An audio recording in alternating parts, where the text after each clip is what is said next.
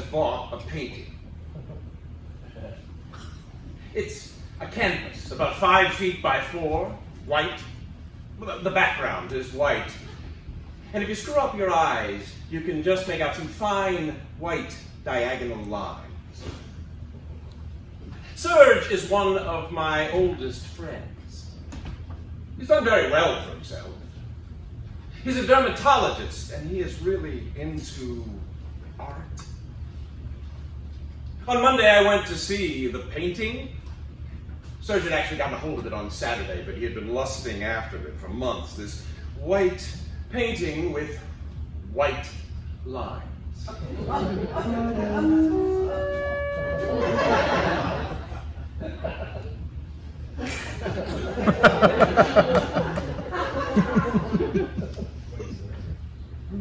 Expensive. 200,000. 200,000? Huntington would take it off my hands for 220. Who's that? Huntington? Never heard of him. Huntington? The Huntington Gallery. The Huntington Gallery would take this off your hands for 220. No, not the gallery. Him. Huntington himself, for his own collection. Why didn't Huntington buy it? It's important for them to sell to private clients. That's how the market circulates. Well, you're not in the right place. Look at it from this angle. You see the lines? Oh, what's the name of the painter? Antrios. Well known? Very. Very. Serge, you haven't bought this painting for 200,000 euros. You don't understand. That's what it costs. It's an Antrios. You haven't bought this painting for 200,000 euros. I might have known you'd miss the point. You paid 200,000 euros for this shit?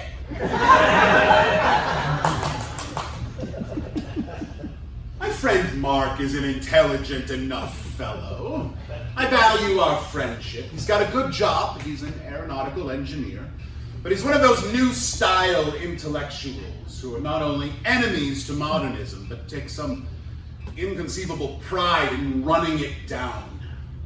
In recent years, these nostalgia merchants have become quite breathtakingly arrogant. What do you mean this shit? Where is your sense of humor, sir? Why aren't you laughing? I mean, it is fantastic. You buying this painting. I don't care how fantastic you think it is. I don't mind if you laugh, but I would like to know what you mean by this shit. You're joking. No, I'm not. By whose standards is it shit? If you're going to call something shit, you have to have some sort of criterion to judge it by. Who are you talking to? Who do you think you're talking to? Hello? You have no interest whatsoever in contemporary painting. You never had. This is a field about which you know absolutely nothing. So, how can you assert that any given object, which conforms to laws that you don't understand, is shit? Because it is. It's shit. I'm sorry. He doesn't like the painting. Fine. But there was no warmth in how he reacted. No attempt. No warmth when he dismissed it without a thought. Just that vile, pretentious laugh. A real know-it-all laugh. I hate that laugh. It's a complete mystery to me, Serge, buying this painting. It's unsettled me. It's filled me with an indefinable unease. After I left his place, I had to take 3 capsules of Gelsenium 9C, which Paula recommended. Gelsenium or Ignatia? She said, Gelsenium or Ignatia? Which do you prefer? How the hell should I know? Because I could not begin to understand how my friend Serge could buy this painting. 200,000 euros. I mean, he's comfortably off, but he's hardly rolling in money. He's comfortable, just comfortable, and he spends 200 grand on a white painting. I have to see Yvan. He's a friend of ours. I have to discuss this with Yvan.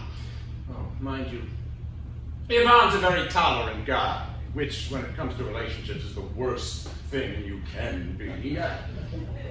Yvan's very tolerant because he couldn't care less. If he tolerates the fact that Serge has spent 200 grand on some white piece of shit, well, it just means he couldn't care less about Serge. Obviously.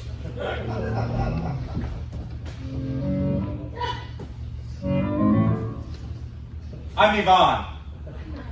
I'm a bit tense at the moment because having spent my life in textiles, I just got a new job as a sales agent for a wholesale stationery business. Oh. People like me. My professional life has always been a failure, and I'm getting married in a couple of weeks. She's a lovely, intelligent woman from a good family.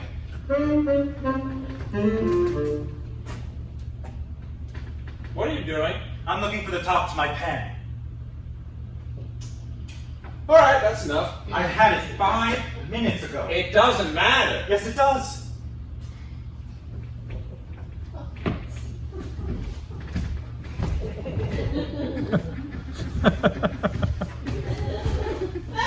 Stop it. Buy another one. It's a felt tip. They're special. They'll write on any surface. It's just infuriating objects. I can't tell you how much they infuriate me. I've had it in my hand 5 minutes ago. Are you going to live here? Do you think it's suitable for a young couple? A young couple? Try not to laugh like that in front of Catherine. How's the stationery business? All right. I'm learning. You've lost weight. A bit. I'm pissed off about that top. It'll dry up. Sit down. If you keep looking for that top, I'm leaving. Okay, I'll stop. You want something to drink? A Perrier, if you have one. Have you seen Serge lately? No, have you? Yesterday. Is he well? Very. He's bought a painting. Oh, yes? Yes. Nice? White. White. White. Imagine a canvas about 5 feet by 4. The background is white. It's completely white, in fact, and with some fine white diagonal stripes, and maybe another horizontal white stripe down toward the bottom. How can you see them? What? These white lines. The background's white.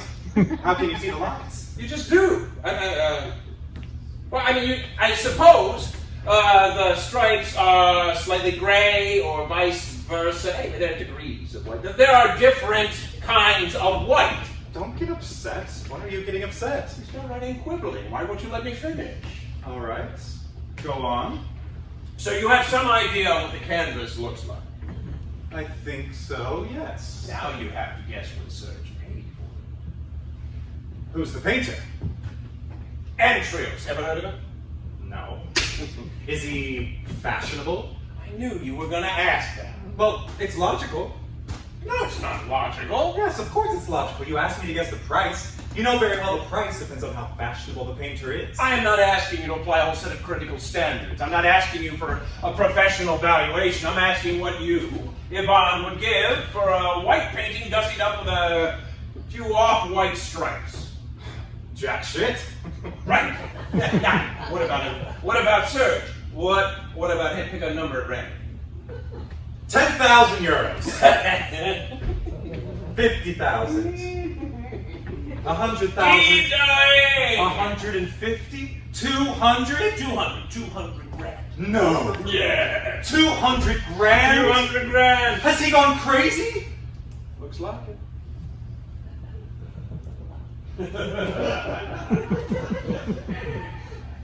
All the same.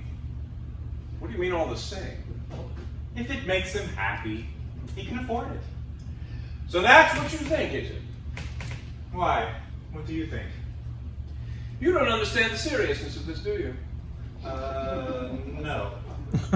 It's strange how you don't see the basic point of the story. You only see the externals. You don't see the seriousness that's underneath it.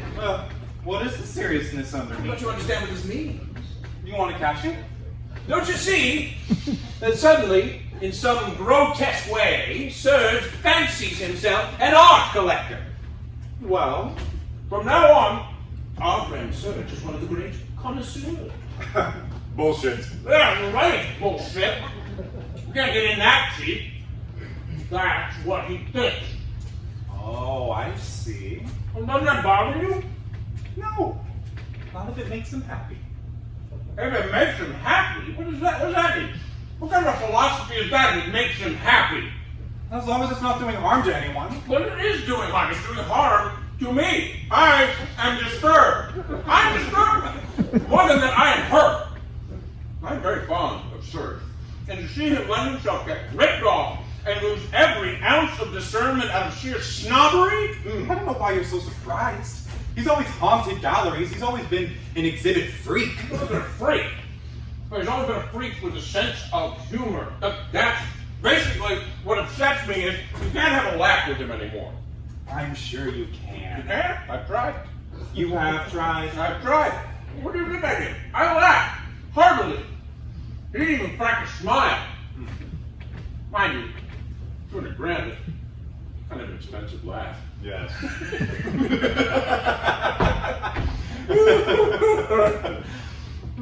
I'll make him laugh. I'd be amazed. Any more nuts? He'll laugh. You'll see.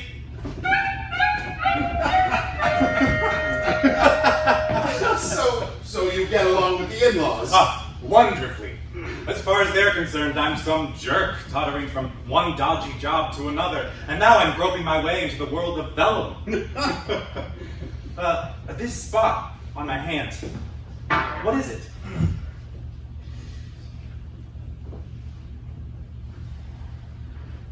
Is it serious? No. Oh, good. How are things? Nothing. Busy, exhausted. It's nice to see you. You never phone. I don't like to disturb you. You're joking. You just speak with my receptionist and I'll call you back right away. I suppose so.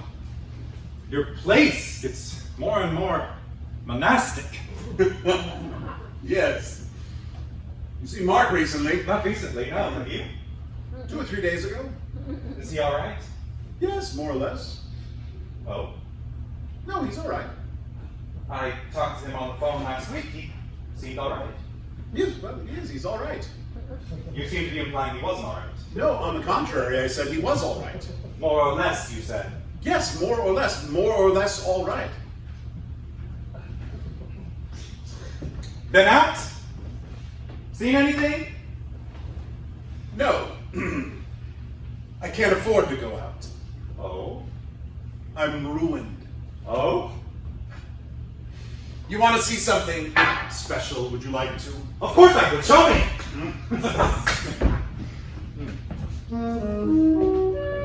Oh! Yes. Yes, yes. Antrios. Yes. Yes. This is a 70s Antrios. It's worth mentioning. He's in a similar phase now, but this one is from the 70s. Yes. Yes. Expensive? In actual terms, yes. In fact, no. Do you like it? Oh, yes, yes, yes! Plain. Plain, yes. Yes. And at the same time... Magnetic. Yes. You don't really get the resonance at the moment. Well, a bit. No, you don't. You need to come back in the middle of the day. The resonance that you get from something monochromatic doesn't happen under artificial light. Aha. Not that it actually is monochromatic. No. How much was it? 200,000. Very reasonable. Marry.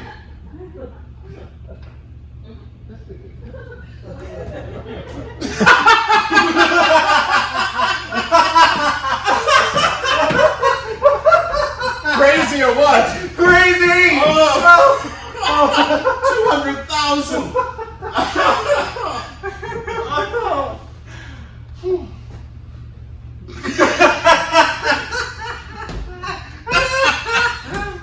You know, Marc has seen this painting. Oh? Devastated. Oh. He told me it was shit. A completely inaccurate description. Absolutely. You can't call this shit. No. You can say, I don't get it, I can't grasp it, but you can't say it's shit. You've seen his place. Nothing to see, it's like yours. What I mean is, you couldn't care less. His taste is classical. He likes things classical. What do you He expect? started writing with this sardonic laugh, not a trace of charm, not a trace of humor. You know Marc is moody. Nothing new about that. He has no sense of humor. With you, I can laugh. With him, it's like a block of ice. It's true. He's a bit gloomy at the moment.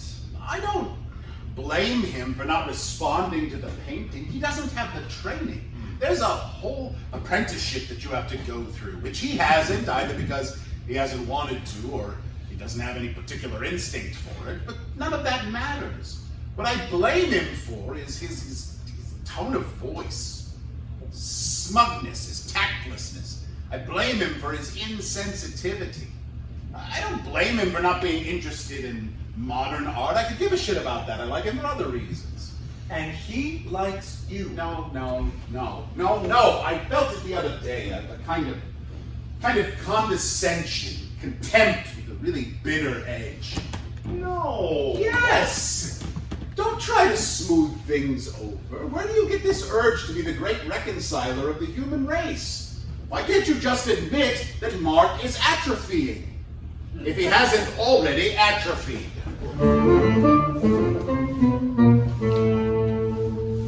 We laughed! You laugh. We laughed! Both of us, we laughed. I promise you, on my fiance's life, on Catherine's life, we had a good laugh. Both of us, together.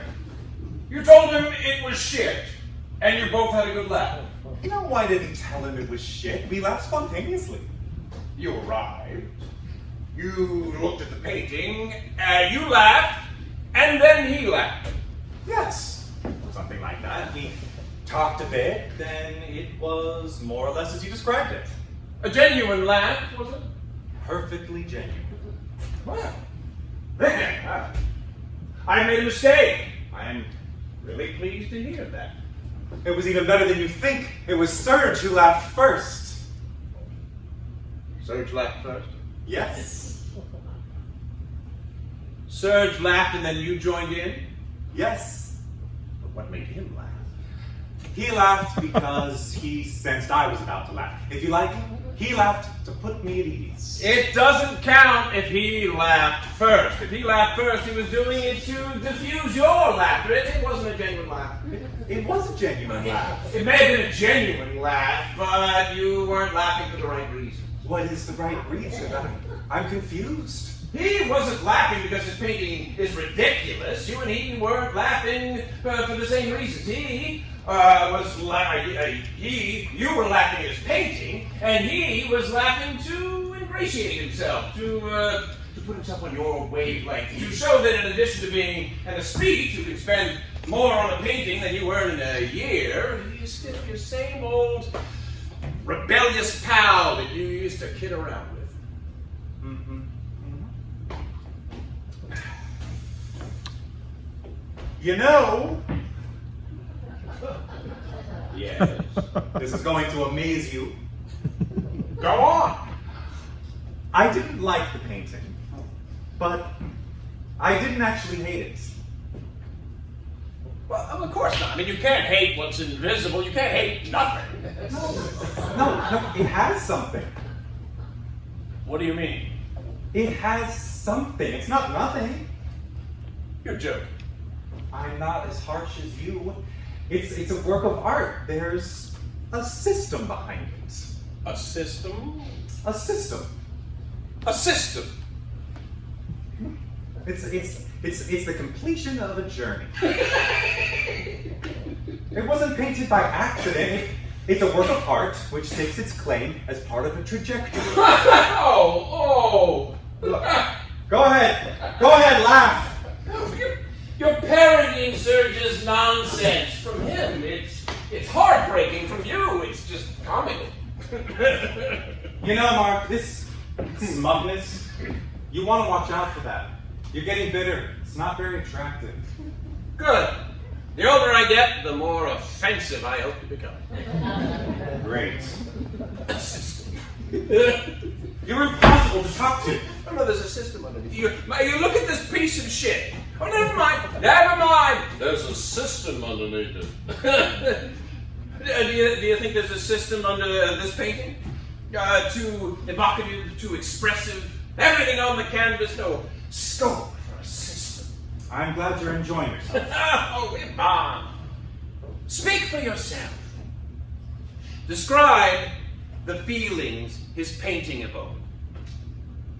I felt a resonance. Felt a resonance.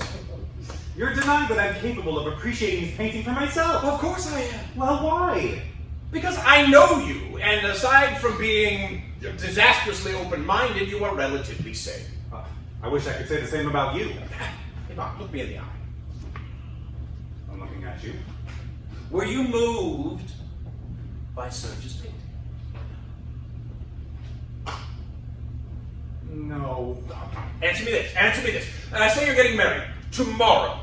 You and Catherine receive this painting as a wedding gift. Does it make you happy? Does it make you happy? Of course it doesn't make me happy. It doesn't make me happy, but generally speaking, I'm not the sort of person who can say I'm happy just like that. I'm trying to think of an occasion when I could have said, yes, I'm happy. Are you happy to be getting married? My mother stupidly asked me one day, are you at least happy to be getting married? Why wouldn't I be, Mother? What do you mean, why wouldn't I be? You're either happy or you're not happy. What's why wouldn't I be got to do with it? As far as I'm concerned, it's not white. When I say as far as I'm concerned, I mean objectively. Objectively speaking, it is not white. It has a white background with a whole range of grays. There's even a little red in it. You could say it's very pale. I wouldn't like it if it was white. Marc thinks it's white. That's his limit. Marc thinks it's white because he's hung up on the idea that it's white. Unlike Yvan. Yvan can see that it's not white. Marc can think whatever he wants. What do I care? Obviously, I should have taken the Ignatia. Why do I have to be so categorical? I mean, what possible difference does it make to me if Serge allows himself to be taken in by modern art? I mean, it's a serious matter, but I could have found some other way to put it to him. I could have used a less aggressive tone, even if it makes me physically ill that my best friend has bought a white painting. Still, I should make a point of not attacking him about it. I have to be nicer to him. From now on, I am on my best behavior.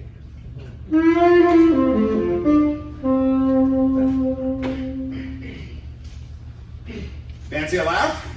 Go on. Yvan liked the entrails. Where is it? You want another look? Go again.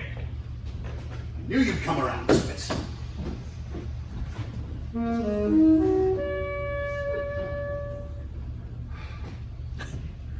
Yvan got it right away. Listen, it's just a picture. We don't need to get all bogged down with it. Life is too short. By the way, have you read this, The Happy Life by Seneca? Read it. It's a masterpiece, incredibly modern. You read that, you won't need to read anything else. What with the office, the hospital, Francois, who's now decreed that I should see the children every weekend, which is a new idea for Francois, the notion that children need a father. I haven't had time to read anymore. I've been obliged to go straight to the essentials. As with painting, where you've done away with both form and color, those old chestnuts. Yes, but I'm still able to appreciate more figurative works, like your Flemish number. It's very restful. What's Flemish about it? It's a view of Carcassonne. Yes, but it's slightly Flemish in style. The vineyards, the view. In any case, it's very pretty. It's not worth anything, you know. What difference does that make? Anyway, in a few years, God knows if the Andreas will be worth anything. Well, you know, I've been thinking, and I've changed my mind the other day. I was driving across Paris, and I was thinking about you, and I said to myself, isn't there, down deep, something really poetic about what Serge has done? Isn't this surrendering to this incoherent urge to buy, in fact, an authentically poetic gesture? You're very conciliatory today. It's unrecognizable. What is this bland, submissive tone of voice? Doesn't suit you, by the way. No, I'm just explaining. I'm apologizing. You're apologizing for what? I'm too high-strung. I overreact. You could say I lack judgment. Read Seneca. That's it. See, you say read Seneca, for instance, and I could very easily become annoyed. I am quite capable of becoming very annoyed by you just in the course of conversation saying read Seneca, which is absurd. No, it's not absurd. It's really. Well, you thought that you could identify. But I didn't say I was. You said that you could easily become annoyed, and I understand that because you could sense a kind of superiority. I mean, you say you lack judgment, and I say read Seneca. Well, it's obnoxious. It is a little. Having said that, you do lack judgment. Because I didn't say read Seneca. I said read Seneca. You're right. Quite frankly, you've lost your sense of humor. Probably. You really have lost your sense of humor, Marc. You've lost your sense of humor. Yvan and I were talking about it the other day, and we agreed that you had lost your sense of humor. Where the hell is he? He's incapable of being on time. It's intolerable. We'll miss the beginning. Yvan thinks that I've lost my sense of humor. Yvan agrees with me that you recently somewhat lost your sense of humor. The last time you saw each other, Yvan told you he liked your painting very much, and that I've lost my sense of humor. Oh, yes, the painting, yes. And he meant it. What is that you're eating? Ignatia? Oh, you believe in homeopathy now? I don't believe in anything. You think Yvonne had lost a lot of weight? So's Catherine. It's the wedding, eating away at them. Yes. How's Paula? All right. Where are you going to hang it? I don't know. I mean, there? There? Oh. Too ostentatious. Are you going to have it framed? No. Why not? It isn't supposed to be framed. Is that right? The artist doesn't want it that way. It's not to be interrupted. It's already in its setting. Here, come, look. See here? What is that, tape? No, it's a kind of craft paper made up by the artist. Yes. It's funny the way you say the artist. What else am I supposed to say? Well, you say the artist when you could say the painter or whatever his name is, Antrios. So? Well, it's you say the artist as if he were some sort of a. Never mind. What are we going to see tonight? Let's try to see a movie with some substance for once. It's 8 o'clock. Everything will have started. I can't imagine how this man, who has nothing whatsoever to do, am I right, manages to be late every time. Where the fuck is he? Let's just get dinner. What? It's 5 after 8. We said we'd meet between 7 and 1/2 Why are you so jumpy? What do you mean the way I said the artist? Oh, nothing. I was just about to say something stupid. Well, go on. It's just that you say the artist as if he were some sort of unattainable being. The artist, some sort of god. Well, to me, he is a god. You don't think I would have forked over a fortune for a mere mortal? I see. I went to the Pompidou on Monday, and do you know how many antrioses they had there at the Pompidou? Three antrioses at the Pompidou. Amazing. And mine is as good as any of them, if not better. All right, you know what? I have an idea. Let's give on exactly 3 more minutes, and then we'll get the hell out of here. I found this great new place, Lyonnaise. Why are you so jumpy? I am not jumpy. You're jumpy? I am not jumpy! Well, I am. I am jumpy because this slackness is intolerable, this inability to practice any sort of self-discipline. I think it's that I'm getting on your nerves and you're taking it out on poor Yvan. You're talking about poor Yvan. Are you shitting me? You're not getting on my nerves. Why should you be getting on my nerves? He is getting on my nerves. It's true, he's getting on my nerves. It's this ingratiating tone of voice, this smile behind every word. It's like he's forcing himself to be pleasant. Don't be pleasant. Whatever you do, don't be pleasant. Could it be the Antrios? Could buying the Antrios have triggered this feeling of constraint between us? Buying something without his approval? Well, screw his approval! Screw your approval, Marc! Could it be the Andrews? Buying the Andrews? No, it started some time ago. It started, to be precise, on the day he uttered, quite seriously, the word deconstruction. It wasn't so much the word deconstruction as the air of solemnity with which he imbued it. He said, humorously, unapologetically, without a trace of irony, the word deconstruction. My friend, Serge. I didn't know quite how to handle the situation, so I made some throwaway remark. I said, I must be getting intolerant in my old age. And he said, who do you think you are? What gives you the right to set yourself apart? What makes you so high and mighty? Serge answered in the shittiest possible way, and quite unexpectedly. You're just Marc. What makes you so special? That day, I should have punched him right in the mouth. And when he was lying on the ground, half dead, I should have said to him, you're supposed to be my friend. What kind of a friend are you, Serge, if you don't think your friends are special? Hey, did you say? A little heavy, isn't it? A little fatty, all those sausages. What do you think?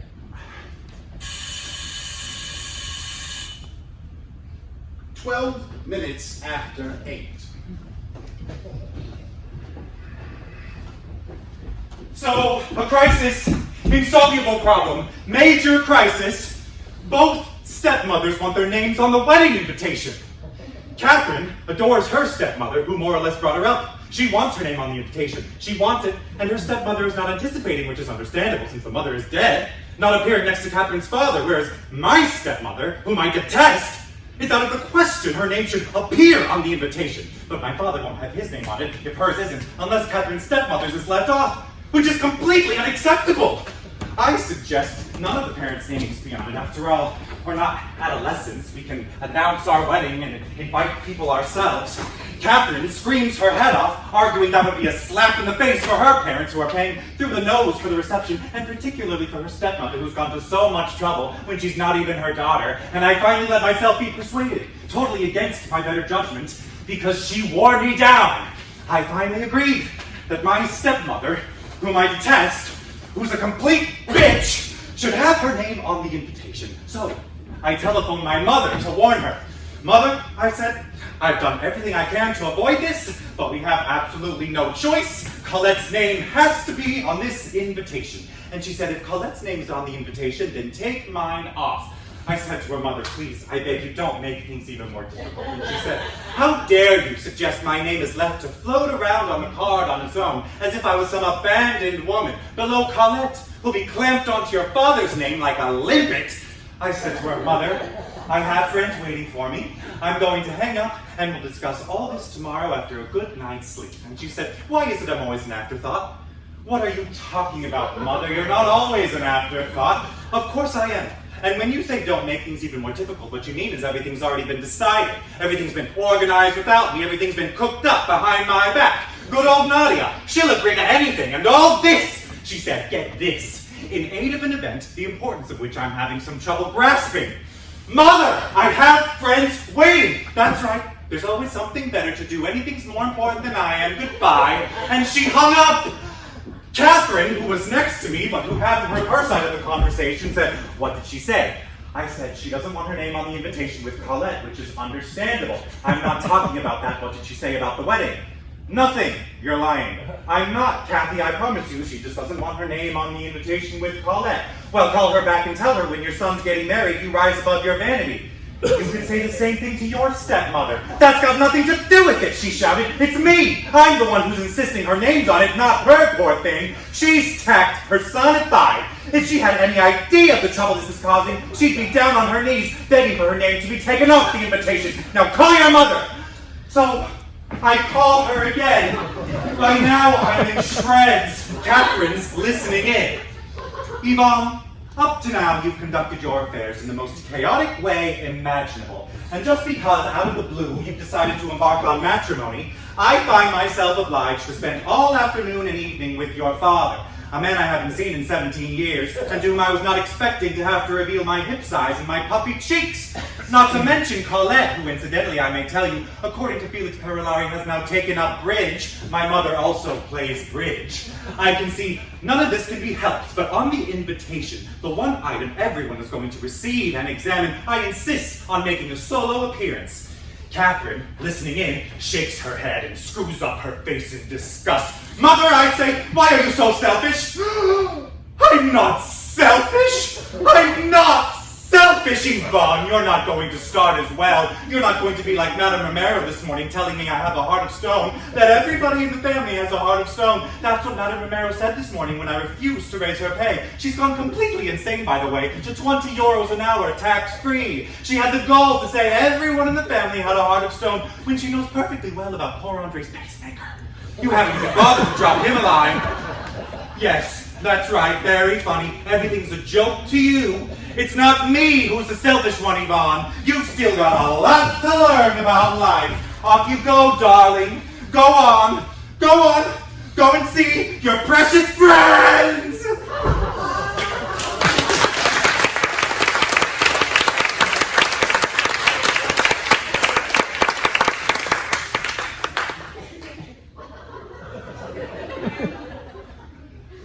Then what? Nothing.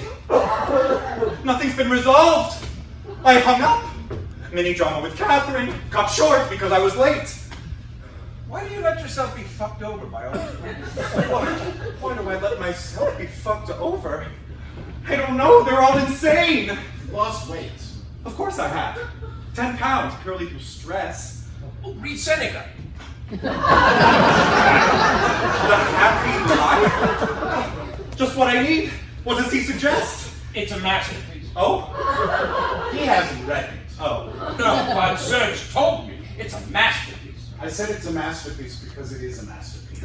It is a masterpiece. Why are you getting annoyed? You're insinuating that I use the word masterpiece as the slightest excuse. Not in the Yes, least. you said it in a sort of sarcastic way. Not at all. Yes, the word masterpiece in a sort of... Is he crazy? Not at all. However, when you use the word, you modified it by saying incredibly modern. Yes, so? You said incredibly modern as if modern was the highest compliment you could give, as if you could, when describing something, you could think of nothing more admirable, nor profoundly admirable than modern. So? So, nothing. Please note, I made no mention of the word incredible. Incredibly modern. You're really needling me today. No one.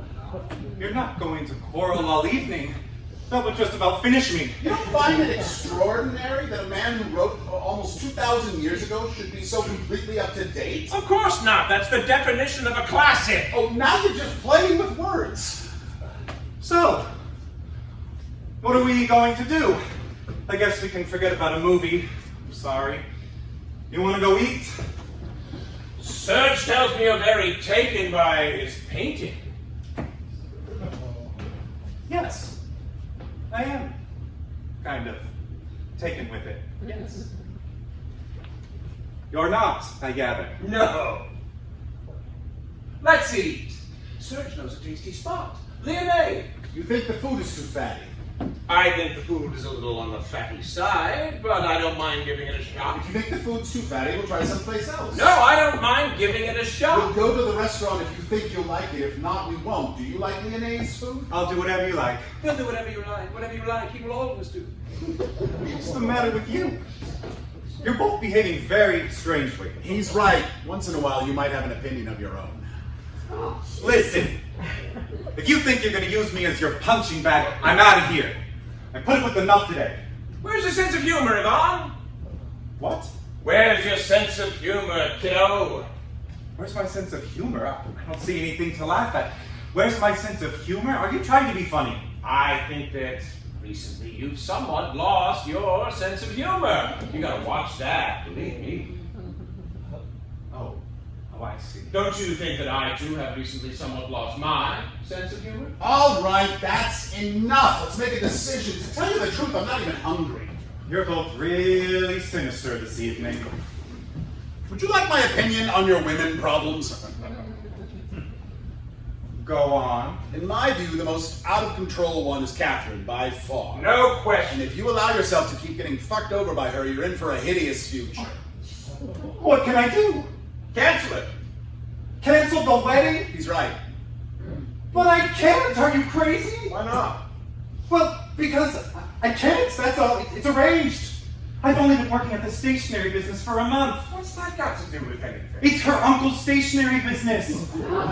He has no need to take on anyone, least of all someone who's only ever worked in textiles. Do whatever you want. I've told you what I think. I'm sorry, Serge. I don't mean to be rude, but you're not necessarily the person I'd come to for matrimonial advice. You can't claim to have been a great success in that field. Precisely. I can't back out of the wedding. I know Catherine is hysterical, but she has her good points. There are certain crucial qualities you need when you're marrying someone like me. Wait, where are you going to hang it? I haven't decided yet. Well, why don't you put it there? Because there it would be wiped out by the sunlight. Oh, yes, I thought of you today at the shop. We ran out 500 posters by this guy who paints white flowers, totally white, on a white background. The Antrios is not white. No, of course not. I was just saying. You think this painting is not white? Not entirely, no. What color is it? Various colors. There's yellow. There's gray. Some slightly ochreish lines. And are you moved by these colors? Yes, I'm moved by these colors. You are spineless, Yvan. You have no substance. You're an amoeba. Why are you attacking Yvan like this? Because he's a little ass kisser. He's obsequious. He is dazzled by money, dazzled by what he thinks is culture, and culture, as you know, is something that I absolutely piss on. What has gotten into you? How could you? In front of me. In front of me, Yvan. What do you mean in front of you?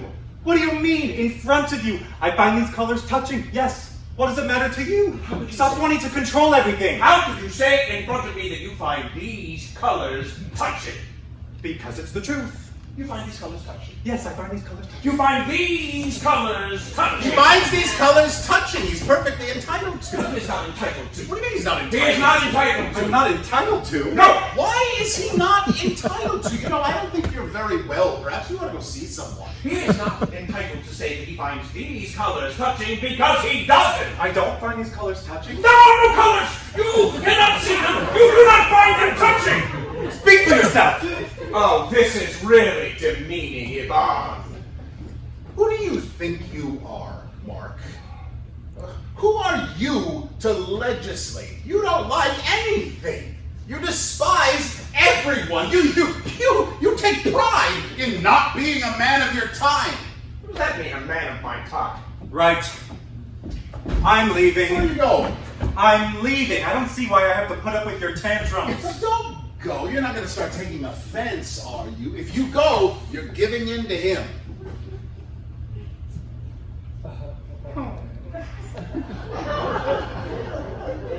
A man of his time is a man who lives in his own time.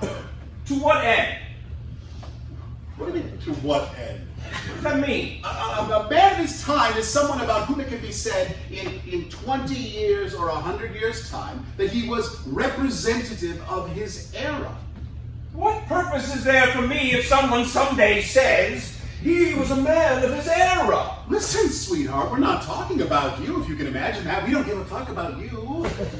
I'm trying to tell you, a man of his time, like most people you admire, is a man who makes some sort of contribution to the human race. A man of his time doesn't think that the history of art has come to an end with a pseudo-Flemish view of Cavillon.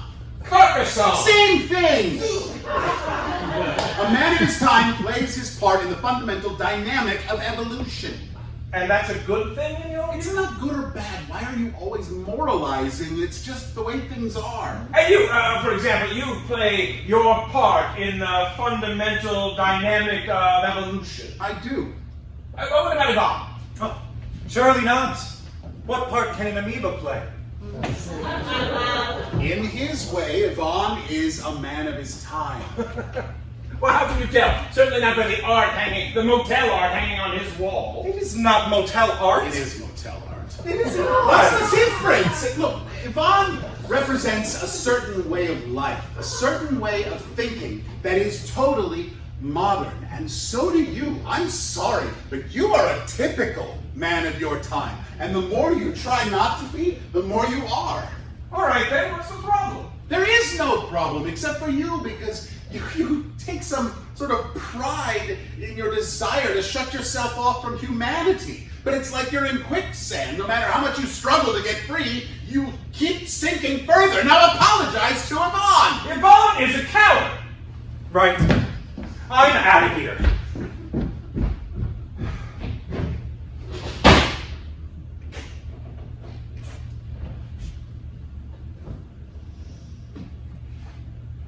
Bravo. It wasn't a good idea for us to see each other this evening, was it? I have to go too. Maybe. Right. You are the coward. Attacking someone who is incapable of defending himself, as you well know. You're right. You're right. When you say it like that, it makes me feel even worse. The thing is, something I have no idea. I have no idea what binds Yvan and me. I have no idea suddenly what my relationship to him even consists of. Yvan's always been what he is. No, he was always eccentric, a little absurd. He's always been unstable, but his eccentricity was disarming. What about me? What about you?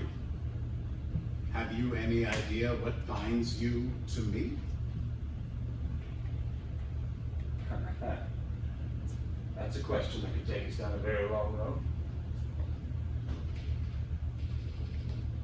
Lead on.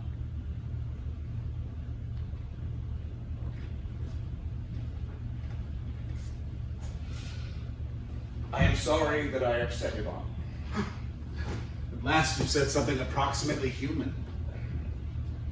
What makes it worse is that the motel painting on his wall was, I'm afraid, painted by his father. Was it? Shit. Yes. Oh, but you said it. Yes, but I remembered as soon as I said it. Oh, shit. Yes.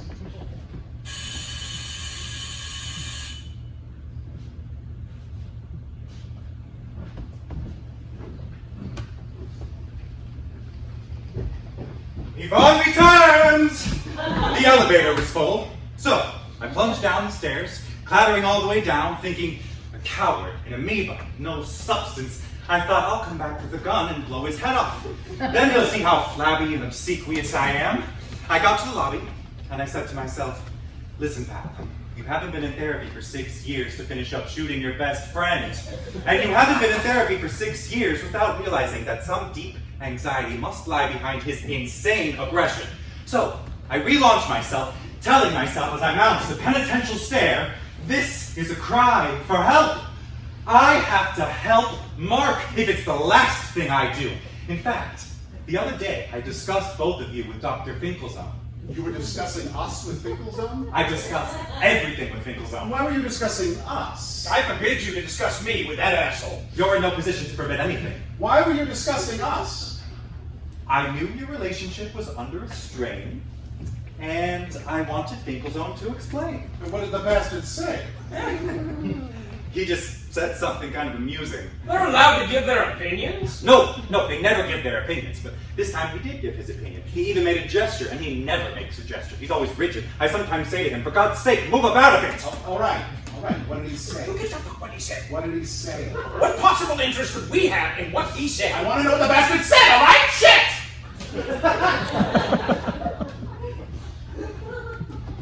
You want to know? You took notes? I wrote it down because it was complicated. Shall I read it to you? Go on. If I'm who I am because I'm who I am, and you're who you are because you're who you are, then I'm who I am, and you're who you are. If, on the other hand, I'm who I am because you're who you are, and if you're who you are because I'm who I am, then I'm not who I am, and you're not who you are.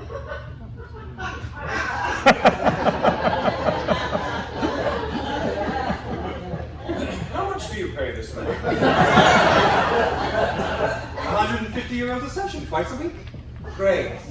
You're very lucky to be getting the benefit of this man's experience. Absolutely. We would really appreciate it if you would make a copy for us. Oh, yes. Bound to come in handy. You're wrong. It's very profound. If it's because of him that you've come back to turn the other cheek, you should be grateful to him. He's cut off your balls. But you're happy, and that's all that really matters. And all this because Marc doesn't believe I like your antriops. I don't give a fuck what you think of it, either of you. The more I see it, the more I like it, honestly. Let's stop talking about it, all right? Once and for all. I don't want to discuss it any further. Why are you getting so touchy? I'm not touchy, Marc. You've said what you think. Fine, the subject is closed. You're getting upset. I'm not upset. I'm exhausted. You know, if you're touchy about it, it's because you're too concerned with other people's opinions. I'm exhausted. This is completely pointless. To tell you the truth, I'm ready to get bored with the both of you. Let's go and eat. No, you go. Why don't the two of you go together? No, it's so rare the three of us are together. Just as well as it seems. I don't understand what's going on. Can't we just calm down? There's no reason to insult each other, especially over a painting. You realize all this calm down and waving the white flag is just adding fuel to the fire? Is this a new thing? I will not be undermined. Oh, very impressive. Maybe I should go see this Finkelzone. You can't, there are no vacancies. What's that you're eating? Gelsemium. I've given in to the illogic of events, marriage, children, death, stationary. What else can happen?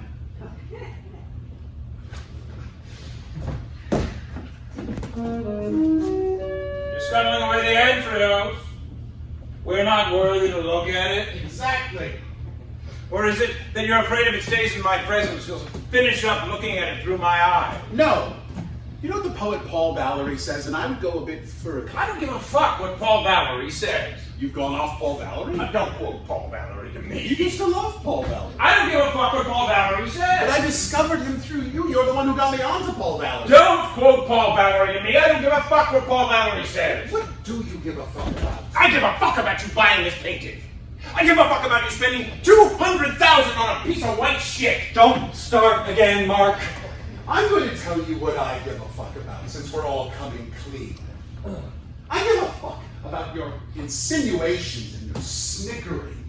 Your suggestions that I think this painting is a grotesque joke. You've denied that I could feel some genuine affection for it. You tried to set up some loathsome complicity between Yvan and me.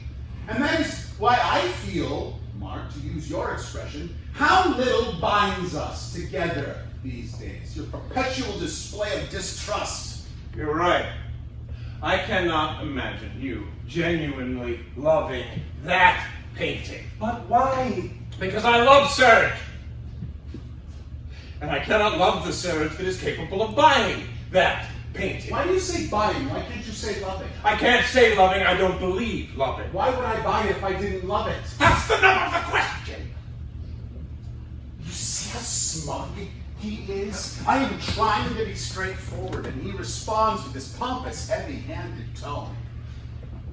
And it never crossed your mind for a second, however improbable it might be, that I might genuinely love it, and that your vicious, inflexible opinions and your vile assumptions of complicity might actually be hurtful to me? No! When you asked me what I thought of Paula, a woman who once spent an entire dinner party maintaining that Ehlers-Danlos syndrome could be cured homeopathically, did I tell you that I found her ugly, repellent, and charmless? Is that what you think of Paula? What's your theory? No! Of course he doesn't think that. You couldn't possibly think that of Paula. Answer me. You see the effect you have? Do you think what you just said about Paula? Worse, actually. No! No. Worse than Serge? Worse than repellent? Can you explain to me how someone can be worse than repellent? Interesting. When it's something that concerns you personally, I see words bite deeper. Serge, can you explain to me how someone can be worse than repellent? No need for that frosty tone. Perhaps it... Let me try to explain. Perhaps it's the way she waves away cigarette smoke. The way she waves away cigarettes. Yes, the way she waves away cigarette smoke.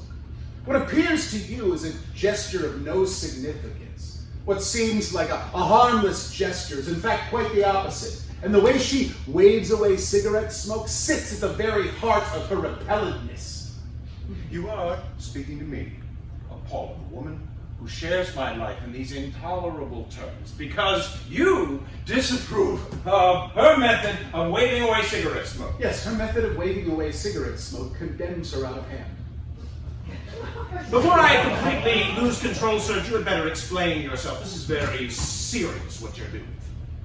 A normal person might say, I'm sorry, I find the smoke a bit uncomfortable. Would you mind moving your ashtray? But not her. Oh no, she doesn't deign to speak. She describes her contempt in the air with this calculated gesture, wearily malicious, this hand movement that she imagines is imperceptible, the implication of which is to say, go on, smoke, smoke.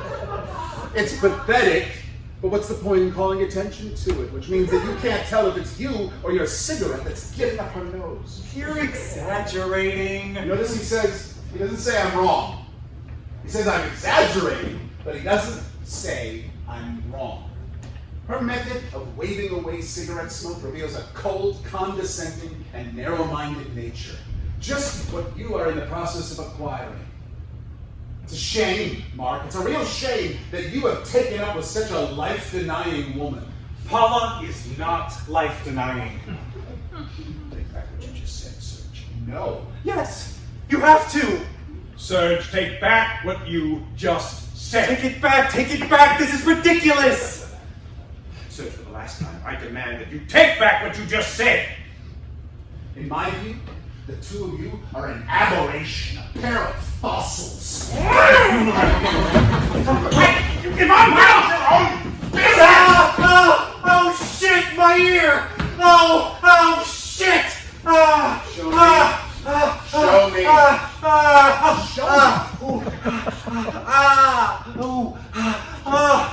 a minute. Oh, you're complete freaks, both of you! Two normal men Here, take this. Holding on it for... Kahl, oh, that really hurts. Don't get excited. If I find out you burst my eardrum. Oh, of course not. How do you know you're not an ear, nose, and throat specialist? Two old friends, educated people. Calm down. You can't demolish someone because you don't like her method of waving away cigarette smoke. Yes, you can. All right, but it doesn't make any sense. What do you know about sense? That's right. Attack me. Keep attacking me. I could be hemorrhaging internally. Oh, I've just seen a mouse run past. It's a rat. A rat? Yes, it's a rat. He comes and goes.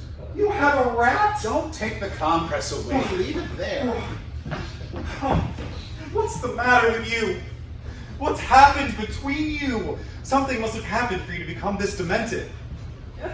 I've bought a work of art that makes Marc uncomfortable. You're starting again. You're in a downward spiral, both of you. You can't stop yourselves. It's like me and Colette. The most pathological relationship you can imagine. Who's Colette? My stepmother! Oh, you haven't mentioned her for a while. Ugh. Why didn't you tell me before what you thought of Paul? I didn't want to upset you. No. What do you mean, no?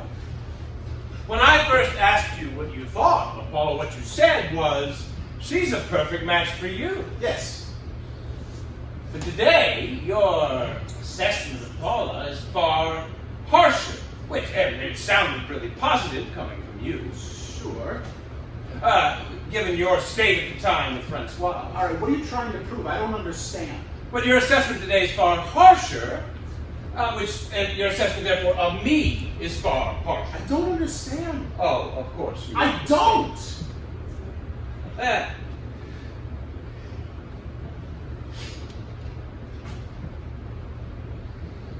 Because I can no longer support your frenzied though recent craving for novelty, I have become condescending, narrow-minded, fossilized. I'm in agony!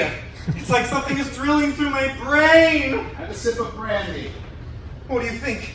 If something's shaking loose in my brain, don't you think alcohol's a bit of a risk? Would you like an aspirin? I'm not sure Aspen agrees with me. What the hell do you want? Don't pay any attention to me. Don't worry about me. Carry on with your preposterous conversation. Don't be any Easier attention. said than done. You might squeeze out a drop of compassion, but no. I don't mind you spending time with Paula. I don't resent you being with Paula. You have no reason to resent it. But you resent me for...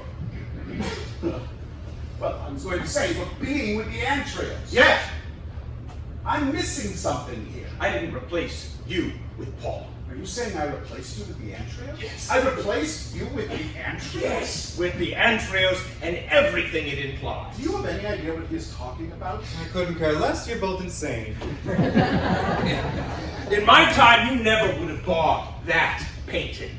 What is that supposed to mean in your time? During the time when you made a distinction between me and other people, when you judged things according to my standards. Was there such a time?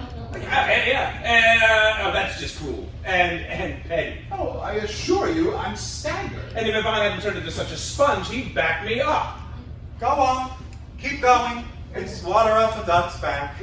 Serge, there was a time when you were proud to be my friend. You congratulated yourself on my singularity, on my courage to stand apart. You enjoyed exhibiting me untamed to your circle, you whose life was so normal. I was your alibi. But eventually, I suppose that sort of affection dries up. Belatedly, you claim your independence. Belatedly is nice. But I detest your independence. It's violence. You have abandoned me. I have been betrayed. As far as I'm concerned, you are a traitor. If I understand this correctly, what Marc is saying is that he was my mentor. And Marc, if I loved you as my mentor, what were the nature of your feelings? You can guess. Yes, Yes, but I would like to hear it from you. I enjoyed your admiration. I was flattered. I was always grateful to you for recognizing me as a man apart. I came to believe that being a man apart was a somehow superior condition. That is, until one day you pointed out to me that it wasn't. This is very alarming. It's the truth. What a disaster. Yes, what a disaster. What a disaster. Especially for me. Whereas if you already found another family, your penchant for idolatry has already unearthed other objects of worship. The artist, deconstruction. What is deconstruction? Oh, you don't know about deconstruction? Ask Serge, he's really on top of the subject. In order to convince me that some ridiculous artwork was comprehensible, Serge, you pulled out a term from Builders Weekly. Let's see you smile. When you smile like that, I think there's still some hope. Like an idiot. Oh, why don't you make up? And let's spend an enjoyable evening. All this is ludicrous. It's my fault. We haven't seen much of each other lately. I was away and you started mixing with the high end, the Robesons, the Deprecodaires, and that dentist, Roger Halley. He's the one who does. No. He's in another world. He only likes conceptual art. It's all the same thing. No, it's not the same thing. See more evidence of how I let you drift away. Now when we talk, we can't even connect. I had no idea whatsoever. Really, it's come as quite a surprise. How much I was under your influence. The extent to which you owned me. Or didn't own you, as it turns out. You should never leave your friends unchaperoned. Your friends need to be chaperoned, otherwise they'll get away. Look at Serge, look at poor Yvan, whose chaotic nature used to so delight us. We've allowed him to turn into this timid little stationer, practically married. He brought us his originality, and now he seems determined to piss it all away. Us. He brought us. Do you realize what you're saying? Everything has to revolve around you. Why can't you learn to love people for themselves, Marc? What does that mean for themselves? For what they are. What are they? What are they other than my faith in them?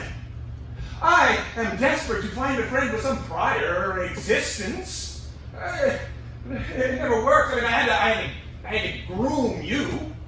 But that never works. Because someday, your creature goes off and has dinner with the Deprecodaires, and then to prove his new status, he goes off and buys a white painting. So, here we are at the end of a 15-year friendship. Yes. Tragic. If only we had been able to have a normal conversation. If only I had been able to express myself without losing my temper. Well, Nothing. yes, go on. Why can't we exchange one single dispassionate word? I don't believe in the values that dominate contemporary art. The rule of novelty, the rule of surprise. Surprise is deadbeat, Serge. No sooner conceived than dead. All right. So my friendship to you has always been My surprise value. What are you talking about? The surprise has lasted for quite some time. Finkelzone is a genius. I told you he'd understand the whole thing. I would prefer that you not referee Yvan and that you stop convincing yourself that you are somehow not completely implicated in this conversation. You want to implicate me? I refuse. What's it to do with me? You work things out for yourselves. I've got a burst eardrum. You see, Yvan, the thing I can't stand about you right now, apart from what I've already told you, is your desperate need to put Serge and me on the same level. You would have us be equals to indulge your cowardice. Equal footing. Equal to how you thought of us when we were friends.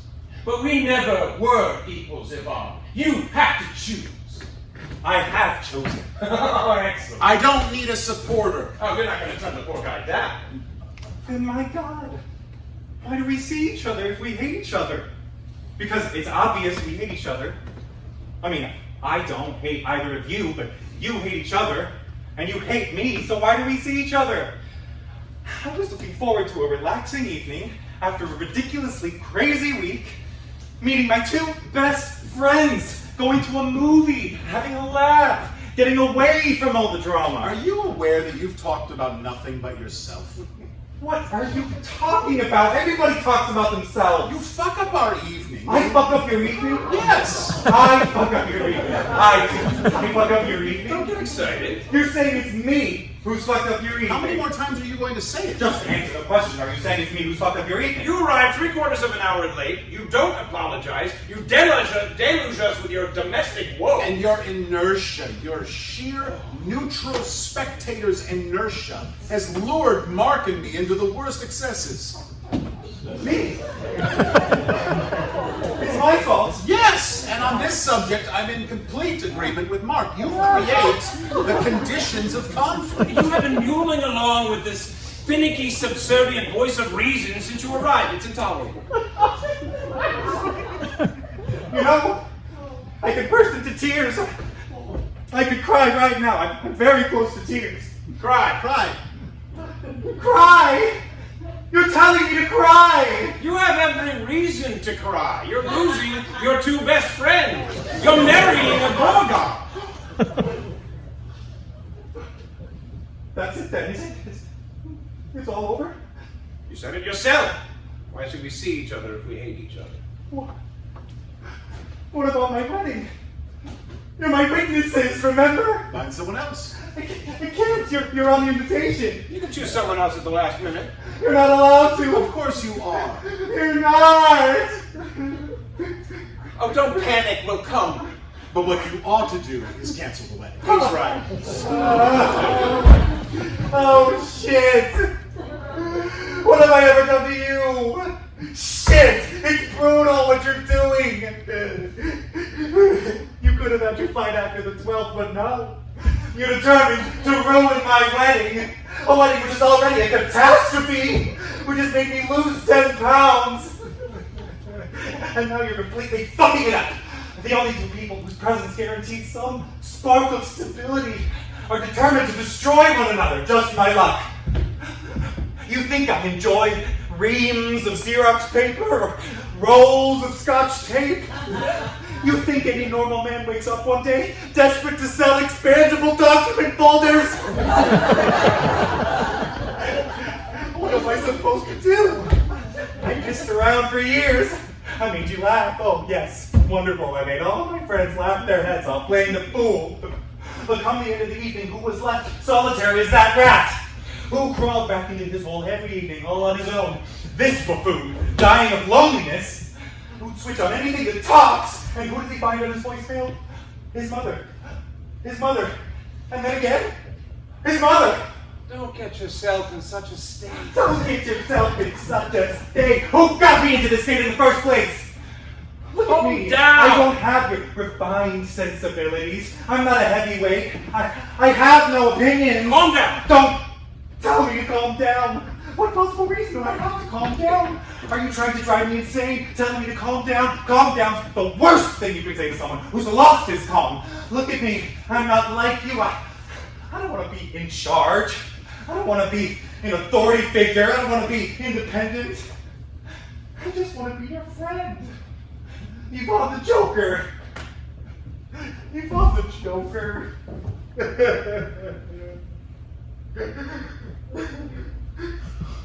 Can we try to steer clear of pathos?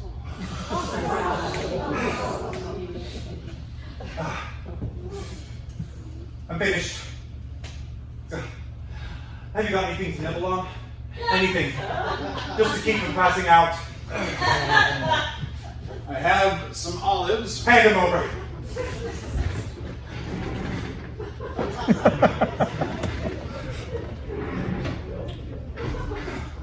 Want some?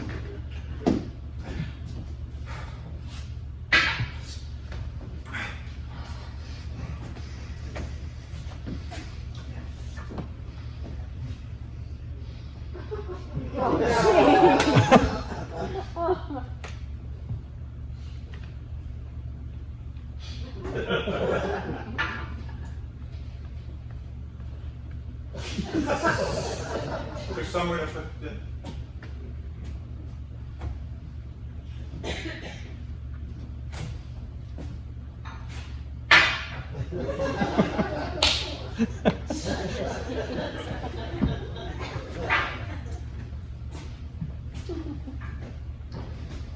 I think we've reached these extremes, huh?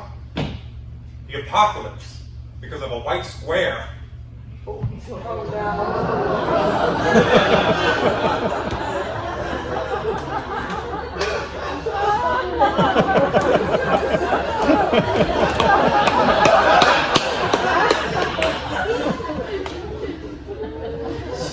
It is not white. A piece of white shit. That's what it is! A piece of white shit! Isabel! Goodbye, that thing is demented! Oh!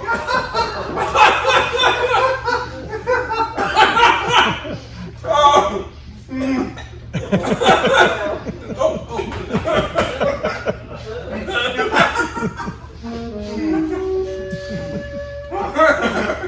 Do you have one of your famous felt tip pens? What for? I'm not going to draw on the painting. Do you, Miguel? Just a minute. Ah, yes. Blue? Give it to me.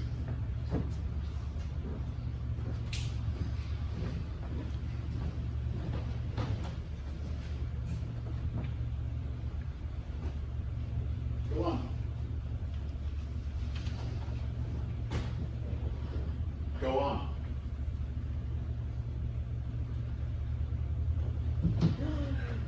You're not going to do it.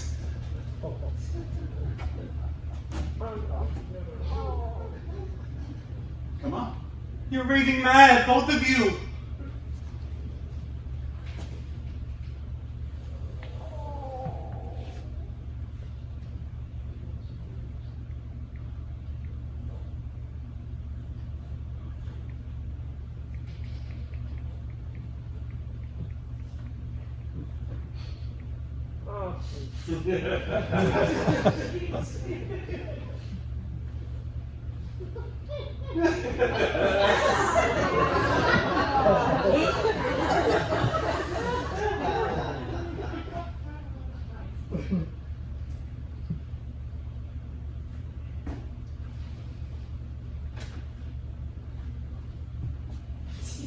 Well, I'm starving. Do we want to go eat?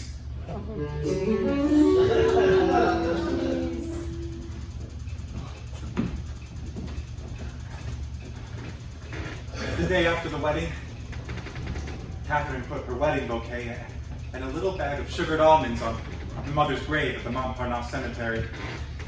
I slipped away to cry behind a monument. And in the evening, thinking again about this touching tribute, I started silently sobbing in my bed. I absolutely must speak to Finkelzone about my tendency to cry. I cry all the time. It's not normal for someone of my age. It started, or at least clearly revealed itself at Serge's, the evening of the white painting. After Serge, in an act of pure madness, had demonstrated to Marc that he cared more about Marc than he did about his painting, we went and had dinner. Chez a meal. Over dinner, Serge and Marc made the decision to try to rebuild a friendship destroyed by word and deed. At a certain moment, one of them used the expression, trial period. I burst into tears. This expression, trial period, applied to our friendship, set off an uncontrollable and ridiculous convulsion in me. In fact, I can no longer stand any kind of rational argument, because nothing important in the world, nothing great or beautiful in the whole world has ever been born of rational argument.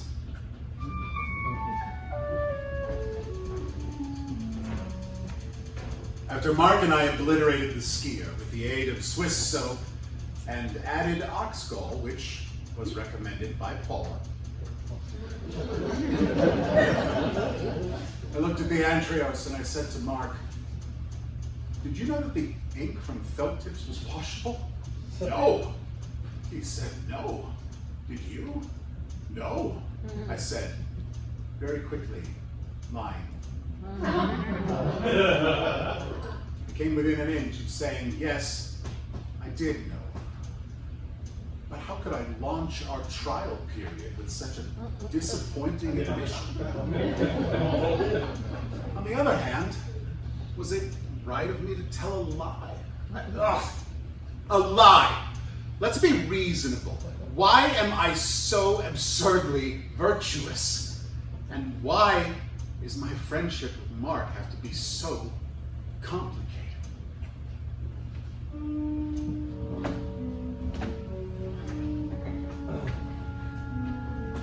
I look at the painting. Look at the white clouds, the snow is falling. You can't see the white clouds, or the snow, or the cold, or the white glow of the earth. Solitary man glides downhill on his skis. Snow is falling. It falls until the man disappears into the landscape.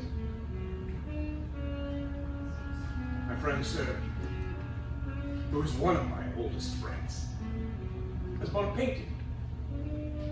It's a canvas about 5 feet by 4.